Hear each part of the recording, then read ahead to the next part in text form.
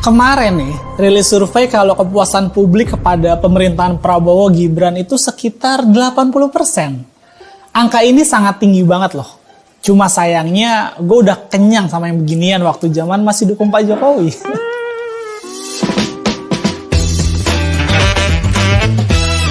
Dan gue berharap Pak Prabowo nggak kemakan sama rilis modelan kayak gini ya Pak. Pak Prabowo berpotensi menjadi penyelamat rakyat asal nggak cepet-cepet percaya sama survei-survei kayak gini Pak. Dan survei-survei kayak gini tuh bisa dikondisikan loh. Dan berpotensi menjebak karena bisa membuat puas diri Pak. Lalu apa urgensinya? Survei itu dikeluarkan di usia pemerintahan Prabowo yang baru 3 bulan. Gue di sini bukan bermaksud untuk menggurui ya. Tapi cuma mau ngingetin aja ke Pak Prabowo dari bahaya jebakan politik yang sangat halus dari geng Solo. Gue yakin tim Pak Prabowo sudah tahu soal ini. Cuma tinggal tunggu waktu aja buat melawan. Oke, kembali lagi ke survei nih. Seperti yang pernah diucapkan sendiri oleh Pak Prabowo, kalau survei itu hasilnya tergantung siapa yang bayar. Jadi kurang lebih seperti itulah kejadian lembaga survei kita sekarang. Gue tahu permainan soal metode survei ini semenjak gue ikut turun ke gelanggang politik. Yang waktu itu gue dengan bodohnya lah mendukung seorang monster politik yang jahat. Yang bernama Jokowi. Gue mau cerita nih dikit. Ini berdasarkan pengalaman pribadi ya. Jadi tuh dulu setiap Jokowi lagi turun popularitasnya karena kebijakannya nggak populer nih. Survei selalu jadi jalan keluar bagi Jokowi dan pendukungnya. Kita ambil contoh waktu Jokowi ngumumin kenaikan BBM. Atau waktu rame lah soal Omnibus Law. Itu adalah momen-momen kritis bagi citra seorang Jokowi. Kita semua yang dulu berada di barisan pendukung Jokowi itu bingung. Mau ke counter pakai apaan nih? Karena ya secara logis nih, kebijakan Jokowi waktu itu emang merugikan banyak orang. Termasuk gue sendiri. Cuma kan kita harus ngejaga nama Jokowi ya, yang saat itu lagi bau busuk. Supaya bau wangi lagi nih. Dan dimainkanlah rilis lembaga-lembaga survei yang berisi kalau kepuasan publik terhadap Jokowi masih tinggi. Dan gue dengar emang soal beberapa lembaga ini memang udah dikondisikan loh. Gimana caranya supaya kepuasan kepada pemerintahan Jokowi itu tinggi. Nah biasanya tuh mentor gue di WAG lah 2 atau 3 harian itu udah briefing. Akan ada rilis survei yang isinya soal kepuasan kepada pemerintahan itu masih tinggi. Walaupun banyak yang demo, banyak yang caci maki. Wah, seneng lah kita waktu itu kan. Seperti dapat peluru aja. Dan isu yang dimainkan juga sama aja sebenarnya.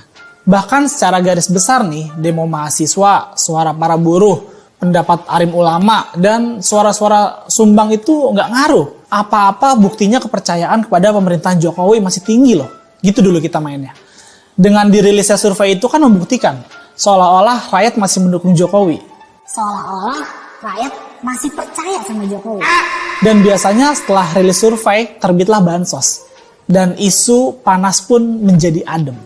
Dan metode ini dilakukan berulang-ulang kali. Sebenarnya cukup berhasil. Sampai akhirnya gue sendiri yang sadar. Kalau ternyata hasil survei itu manipulatif. Alias abal-abal.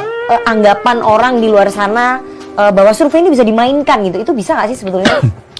Begini, secara normatif ya, kalau kita mengikuti kaidah akademik itu sebenarnya haram hukumnya ya mempermainkan data untuk kepentingan klien. Tapi saya juga tidak mau mengingkari ada beberapa pihak yang berani ngutak-ngatik angka.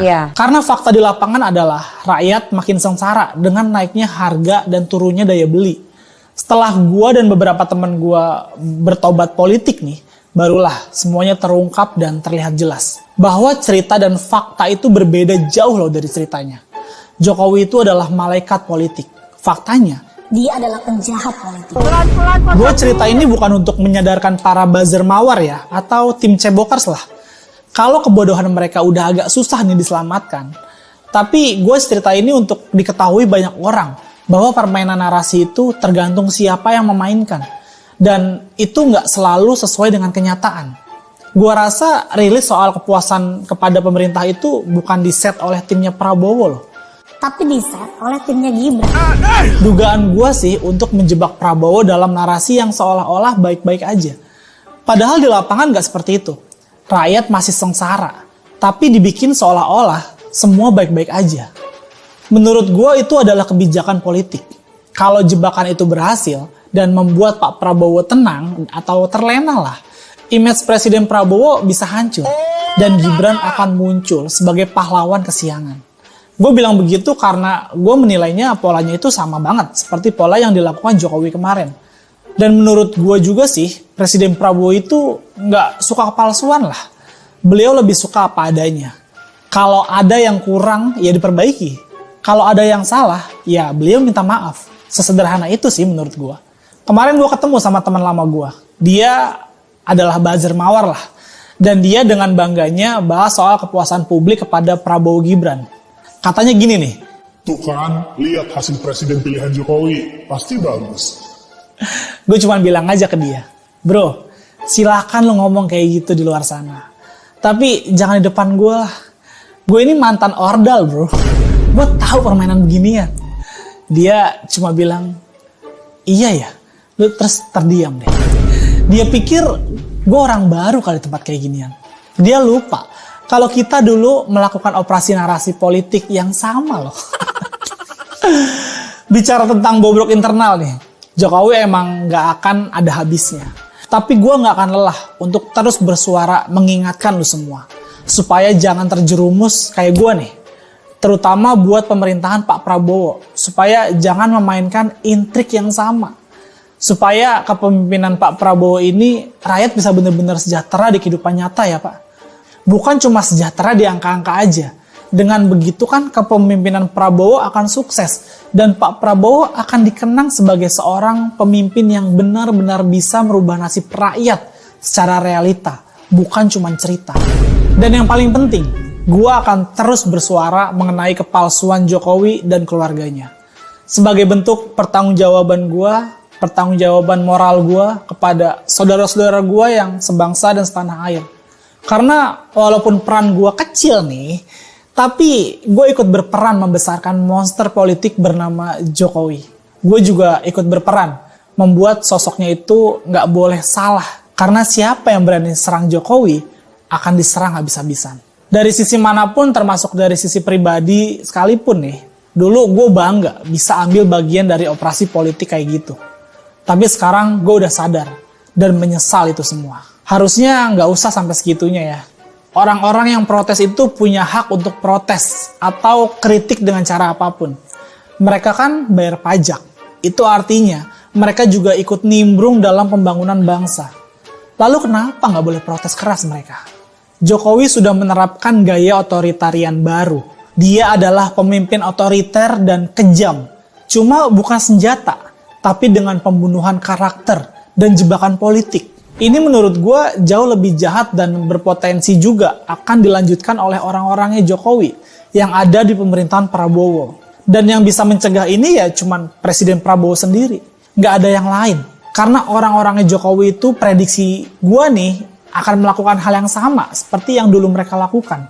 Apalagi kalau bukan menggunakan perangkat dan fasilitas negara untuk menaklukkan lawan politiknya. Bukan lawan politik Prabowo, tapi lawan politik Jokowi. Karena mereka itu berada di posisi strategis kan, emang untuk jagain Jokowi, bukan yang lain. Bahkan saat ada isu yang berkembang nih, Presiden Prabowo akan mereview ulang tuh IKN. Tapi kabarnya kan Jokowi mau IKN tetap jalan sesuai rencananya. Karena banyak pertaruhan Jokowi di IKN, baik secara politik, moral, dan pasti urusan hukum. Kalau IKN berubah nasib, Jokowi di ujung tanduk. Bos-bos yang dulu ikut investasi nih, pasti komplain lah. Kenapa gitu? Nanti aja ya, kita bongkar. Tapi ya biarin aja, itu urusan Jokowi lah. Presiden Prabowo harus berani dan tegas soal ini. Kalau emang harus berubah, ya rubah aja. Walaupun pasukan buzzer Jokowi kemungkinan akan nyerang Bapak habis-habisan. Tahun 2014 dan 2019, para pendukung Jokowi menganggap Prabowo sebagai orang yang akan membunuh demokrasi. Karena waktu itu Prabowo dianggap sebagai orang yang besar di zaman Orde Baru, yang dekat dengan warna politik otoriter. Ternyata malah Jokowi sendiri yang otoriter. Dan kini saatnya Pak Prabowo membuktikan bahwa tudingan dari pendukung Jokowi dulu itu adalah salah besar. Oke, sekian dulu dari gue. Sorry to say kalau ada omongan gue yang nggak berkenan di hati kalian. Perbedaan jangan buat kita untuk berhenti berteman. Gue Iwan Chan, bye.